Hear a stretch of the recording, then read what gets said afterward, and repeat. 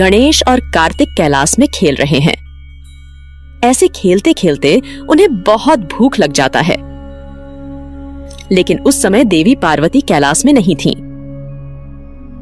दूसरी ओर भगवान शिव पूरी तरह से ध्यान में लीन था।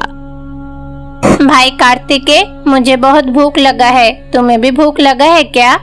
हाँ भाई, मुझे भी तो भूख लगी है। तो फिर चलो माँ के पास जाते हैं। माँ तो हमेशा हमारे लिए कुछ न कुछ बनाती है। गणेश और कार्तिक देवी पार्वती को ढूंढने के लिए रसोई में गए, लेकिन उन दोनों को देवी पार्वती वहां नहीं मिली। अरे, मैं तो भूल गया हूँ। माँ तो कल ही भूलोक गई है अपने भक्तों की पूजा प्राप्त करने के लिए। हाँ भैया, मुझे भी इतनी भूख लगी थी कि मैं सब कुछ भूल गया। चलिए ना, अब हम पापा के पास जाते हैं। चलिए। इतना कहकर विनायक और कार्तिक भगवान शिव के पास जाते हैं। भगवान शिव पूरी तरह से ध्यान में लीन थे। अरे भाई, पापा तो अभी ध्यान कर रहे हैं। इस वक्त तो उनसे बात करना मुश्किल है और मुझे बहुत भूख भी लगा है। हाँ भाई, भूख तो लगी है, पर हमारे मनपसंद खाना कौन बनाएगा? इस प्रकार गणेश और कार्तिक सोच रहे थे। इसी बीच नंदी उनकी ओर बढ़ते नजर आते हैं। नंदी, हम दोनों को बहुत भूख लगी है। कृपया करके हम दोनों के लिए कुछ बना के दो ना। अरे बच्चों, क्या सच में तुम दोनों को बहुत जोर से भूख लगी है? अरे बच्चों, मुझे तो माता पार्वती जैसा खाना बनाना बिल्कुल भी नहीं आता, जरा सा भी नहीं आता। तुम दोनों को तो बहुत जोर से भूख लगी है। मैं एक बार कोशिश करके देखता हूँ कुछ बना पाता हूँ या नहीं। देखो नंदी, इसके अलावा हमें पकोड़े चाहिए और लड्डू भी चाहिए। ये सब कुछ बना के लेकर आओ।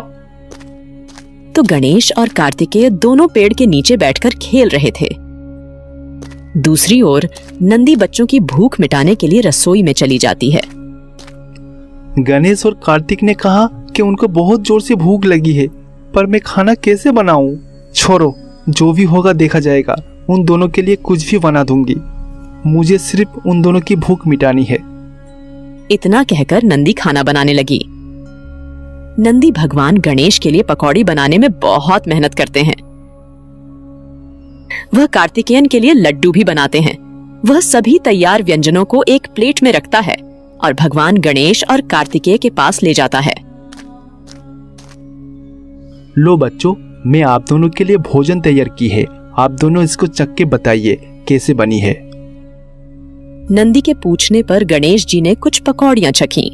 कार्तिकेय ने भी लड्डुओं का स्वाद चखा। अरे, ये लड्डू तो बिल्कुल भी अच्छा नहीं बना है। माँ तो ये लड्डू कितनी अच्छे से बनाती है। हाँ नंदी, सच में ये पकोड़ा भी अच्छा नहीं बना है। माँ बहुत ही स्वादिष्ट खाना बनाती है। मुझे कुछ भी अच्छा नहीं लगा। अरे धन्यवाद बच्चों, मैं आप दोनों से पहले ही कहा था कि माता पार्वती जैसा मैं बेहतर खाना नहीं बना सकता। देखिए, आप दोनों को बहुत जोर से भूख लगा था, इसलिए मैं कुछ बनाने की कोशिश की। हम ये नहीं खा सकते, पर हमें तो बहुत भूख लगी है। हम तो भूख के कारण नहीं बचेंगे। आपकी जिम्मेदारी है हमें बचाने की। जाइए, कुछ और बना के लेकर आइए। इस प्रकार गणेश जी नंदी से कहते हैं। दुर्भाग्य से नंदी कुछ नहीं कर पाता और वापस रसोई में चला जाता है। वह रसोई में जाता है और खाना बनाना शुरू कर देता है। दोनों को खाना पसंद नहीं आया। इस बार मैं बहुत ही अच्छे से खाना बनाऊंगा। मुझे विश्वास है कि कार्तिक और गणेश को जरूर पसंद आएगा। यही सोचकर वह लड्डू और पकौड़ी बनाता है। वह उन सबको फिर से एक प्लेट में रखता है और उनके सामने ले जाता है। देखो बच्चों, इस बार ये खाना चख के देखो। मैंने ये दोनों खाद्य पदार्थ बहुत ही सावधानी से बनाई है। मुझे उम्मीद है कि ये दोनों खाना आप लोगों को बहुत ही पसंद आएगी। चख कर देखो। इस प्रकार नंदी ने अपने द्वारा बनाया गया भोजन कार्तिकेय के साथ साथ भगवान गणेश को भी अर्पित किया। दोनों खाना चखते हैं और कहते हैं, इससे पहले वाले लड्डू अच्छे थे, पर ये अच्छा नहीं है। देखिए नंदी, आप हमारे भूख मिटाने के लिए सच में बहुत कुछ कर रहे हैं, लेकिन हमें ये सब पसंद नहीं आ रहा। अब हम क्या खाएंगे? इस प्रकार गणेश और कार्तिकेय बात करते रहते हैं। इस बीच एक ऋषि जो देवी पार्वती का भक्त है, कैलाश आता है। उसका नाम अंबादासा है। नंदी, माता पार्वती कहाँ है? मैं देवी की दर्शन करने के लिए पृथ्वी से आया हूँ। अरे अंबादासा, माता तो इस समय भूलोक में है। किसी भक्त की मदद करने के लिए माता पार्वती गया है। अरे हाँ, मुझे इसका जानकारी नहीं था। मैं माता से ऐसे ही दर्शन के लिए आया था। अरे कार्तिक, गणेश, क्या हुआ? तुम दोनों दुखी क्यों हो? क्या बात है?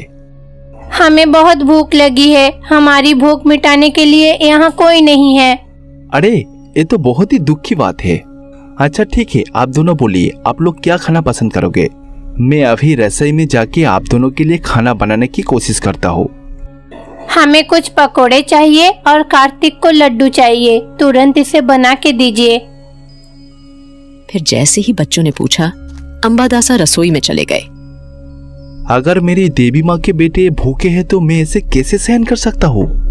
मैं अभी उन दोनों के लिए कुछ खाना तैयार करता हूँ। अंबादासा खाने का सामान बहुत सावधानी से तैयार करते हैं। फिर वह इन्हें गणेश के साथ साथ कार्तिकेय को भी अर्पित करते हैं। अरे नंदी, इससे तो अच्छा आप खाना बनाते हो। ये खाना एकदम ही स्वादिष्ट नहीं है। हम ये खाना नहीं खा सकते। यह कहकर कार्तिक गणेश खाना फेंक देते हैं। कुछ लड्डुओं में से कुछ जाकर ध्यान कर रहे भगवान शिव पर गिर जाते हैं। उसी समय देवी पार्वती कैलाश आती हैं। उस घटना को देखकर पार्वती बहुत क्रोधित हो जाती है।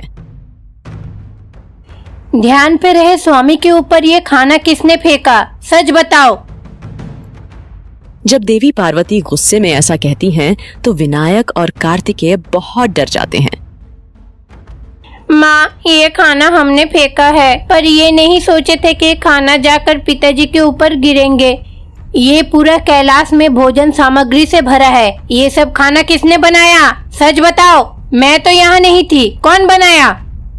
अम्मा, ये खाद्य पदार्थ मैंने और अंबादासा ने तैयार किए थे। हम दोनों ये खाद्य पदार्थ गणेश और कार्तिक के लिए बनाए थे, पर हम दोनों की खाना बिल्कुल भी कार्तिक और गणेश को पसंद नहीं आया। इसलिए वो दोनों गुस्सा होकर सारा खाना फेंक दिया। आप देखो, पूरा कैलाश खाना से भर गया। जब नंदी ने ऐसा कहा तो देवी पार्वती थोड़ा और क्रोधित हो गईं। देवी पार्वती के क्रोध से ध्यान कर रहे भगवान शिव जाग जाते हैं। अरे क्या हुआ? इधर क्या हो रहा है?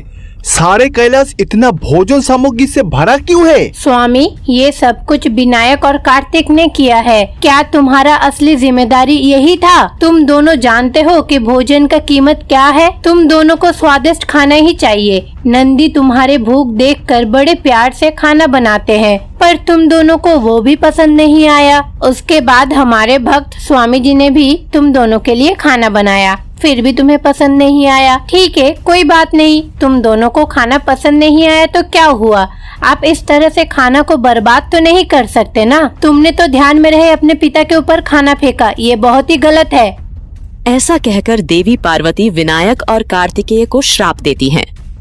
तुम दोनों को तो ये पता ही नहीं होगा कि खाना बनाना कितनी मुश्किल है। मुझे अभी बहुत भूख लगी है। मैं शब्दों में बयान नहीं कर सकती कि मुझे कितनी भूख लगी है।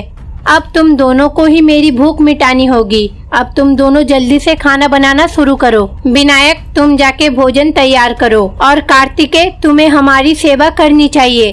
तभी तुमको खाना पकाने और परेशानी की कीमत समझ में आएगा।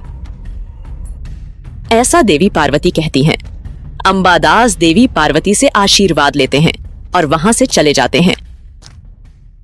नंदी कैलाश के द्वार पर जाते हैं। गणेश और कार्तिकेय दोनों खाना बनाना शुरू करते हैं। देवी पार्वती और भगवान शिव दोनों आसन पर शयन कर रहे हैं। कार्तिक एक हाथ पंखा लेकर और माता के साथ साथ पिता की भी सेवा करता है। वहीं दूसरी ओर गणेश जी लड्डू और बाकी खाना बनाते हैं। अरे भाई कार्तिकेय, खाना बनाना कोई आसान काम नहीं है भाई। हाँ भाई, आपने ठीक कहा। भोजन बनाना कोई आसान काम नहीं है। इसके लिए प्रेम और भक्ति की आवश्यकता है।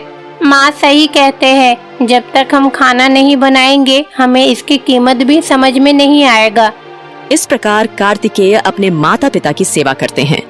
दूसरी ओर गणेश भोजन सामग्री तैयार करने के लिए बहुत मेहनत करते हैं। वह अपने माता पिता को तैयार भोजन परोसता है। भोजन बहुत ही स्वादिष्ट बना था। इस प्रकार गणेश और कार्तिकेय माता के क्रोध को दूर करते हैं। इससे भूख भी शांत होती है। सेवा और कार्य की विशिष्टता को वो दोनों भाई अच्छी तरह से जान सका। भले ही गणेश के पास उनके वेदों का सारा सार हो, पर वह किताब कहाँ रख दिया है वह पूरी तरह से भूल चुका है। वह दिन भर उस किताब को खोजता रहता है, लेकिन वो भ्रमित है क्योंकि इसका कहीं पता नहीं चल रहा है।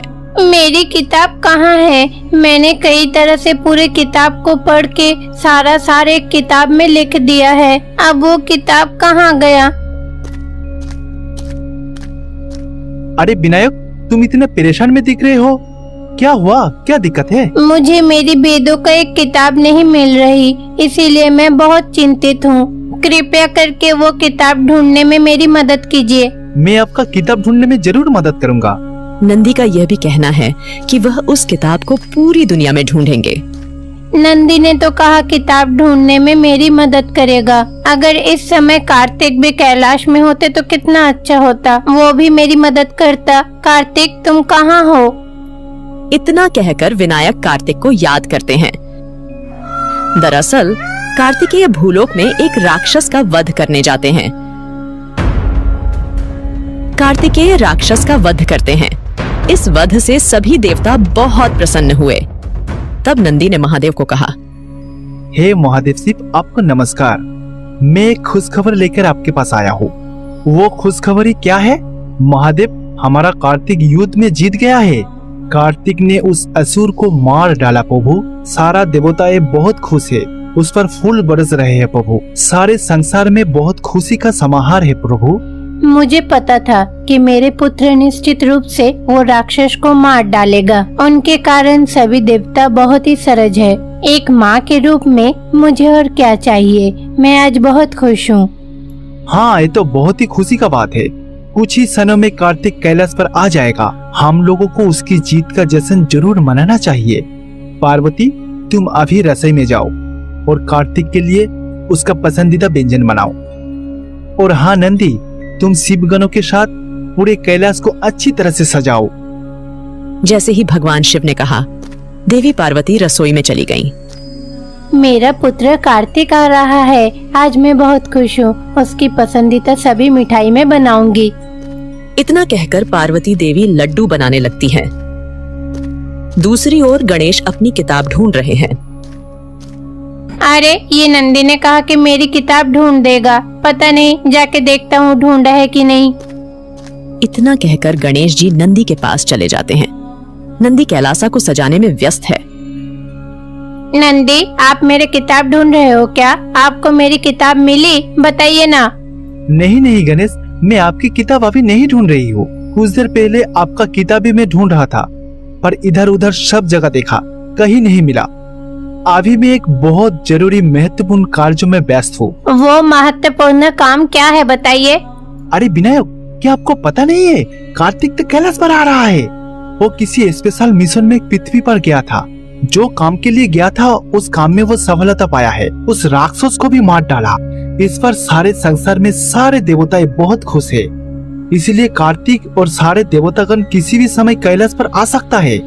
इसलिए कैलाश में खुशी का जश्न मनाया जाएगा। इसलिए मैं थोड़ा व्यस्त हूँ। पूरा कैलाश को अच्छे से सजाना है।